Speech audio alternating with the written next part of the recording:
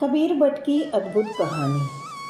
गुजरात के भरूच शहर के पास अलंकेश्वर गांव है। उसके ही पास शुक्ल तीर्थ नाम का एक गांव था जिसमें ब्राह्मण लोग भी निवास करते थे। इस समय पर वह गांव नहीं रहा क्योंकि नर्मदा नदी ने इसे चारों ओर से घेर लिया और अलंकेश्वर गांव से संपर्क ही समाप्त कर दिया, जिस वजह से लोग वहां पर नाव से जाने लगे और वह गांव अन्य दूसरे स्थान पर जा बसा।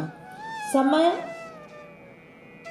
1408 ईस्वी में इस शुक्ल तीर्थ गांव में दो सगे भाई रहते थे जो ब्राह्मण थे। बड़े भाई का नाम जीवा था और छोटे का नाम तत्वा था।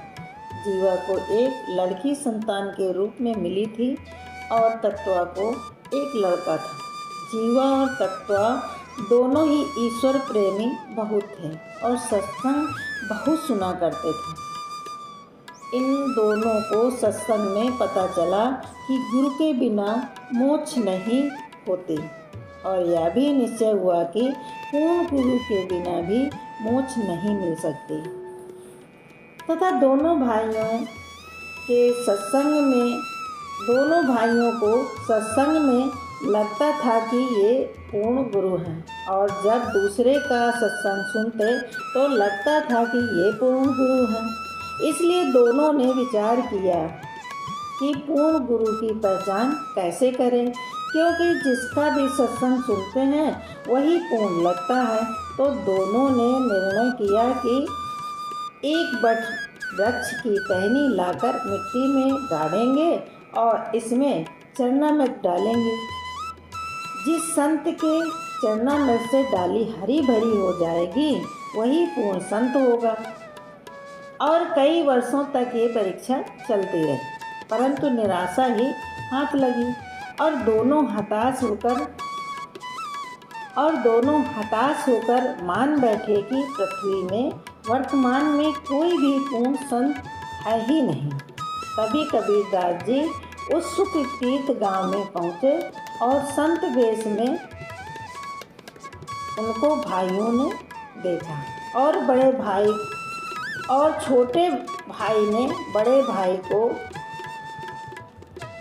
बताया कि एक संत आए हुए हैं। बड़े भाई जीवा ने कहा कि ये तो सड़क छाप संत हैं, इससे क्या फ़ायदा होगा। और जब बड़े भाई बोले कि मंडलेश्वरों से नहीं हुआ तो इनसे क्या होगा।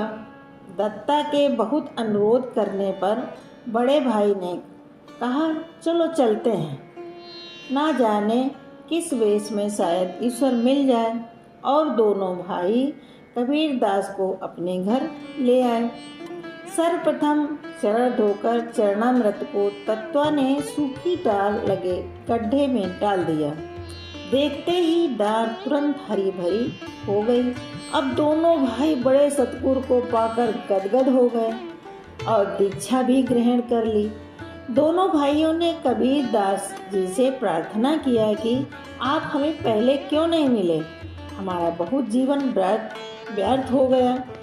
कबीरदास जी ने उत्तर दिया, हे जीवा, तत्वा मैं पहले भी आ सकता था, परंतु आपको भ्रम रहता कि ये गलियारों में घूमने वाला संत है जिनके बड़े बड़े मठ बने हैं और लाखों भक्त हैं। उनके पास इससे भी ज़्यादा भक्ति शक्ति होगी और वहाँ पर फिर भी भटकते, क्योंकि ये तो मन का स्वभाव होता है।